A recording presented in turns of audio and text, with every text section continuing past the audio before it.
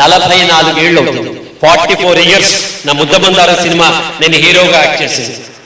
సినిమాకి వెళ్లే ముందర ఎందుకు చెప్తున్నాను వినండి, ఎట్లా ఆలోచిస్తే అట్లా అవుతుందని. మా అమ్మ నన్ను హీరోగా జంజాల గారు సెలెక్ట్ చేశాక నువ్వు వెళ్ళొద్దు అని చెప్పారు. నేను అడిగాను ఎందుకమ్మా వెళ్ళొద్దు అన్నారు. నువ్వు అక్కడికి వెళ్తే చెడిపోతావు సినిమా ఇండస్ట్రీకి అన్నారు. నీ దృష్టిలో చెడిపోవటం అంటే ఏంటి అని చెప్పారు. మా అమ్మ ఒక లిస్ట్ ఇచ్చింది. ఇవాటికి 44 years అయింది. మా అమ్మ పోయి కూడా 12 years అవుతుంది. మా అమ్మ చెప్పిన ఆ లిస్ట్లో ఒక్క పని కూడా నేను చేయలా. స్మోక్ చేయలా, డ్రింక్ చేయలా, నాన్ వెజ్ తినలా, ప్యాకాళ్ళ, చదువు మానేలా. ఒక్క ఆడపిల్ల నా చూపుతో కానీ నా మాటతో కానీ ఇబ్బంది పడలా. That is the focus I have on what I have committed. Focus, nothing else.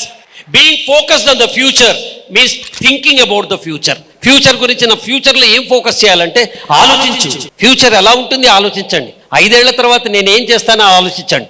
Kattappa బాహుబలిని ఎందుకు చంపాడు అన్నది మనకు సస్పెన్సు, రాజమౌళి గారికి కాదు.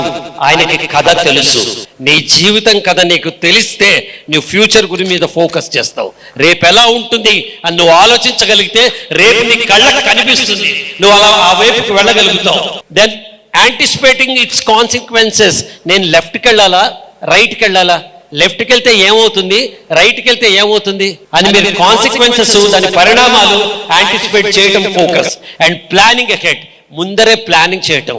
30 days తర్వాత నేనేం చేస్తా, 60 days తర్వాత నేనేం చేస్తా, 90 days తర్వాత నేనేం చేస్తా అని ఆలోచన ఉంది మనకి. 30, 60, 90 వేరే ఉంటాయి కదా. సాయంత్రం ఏంటి అని ప్లానింగ్ ఉంటుంది చూడండి.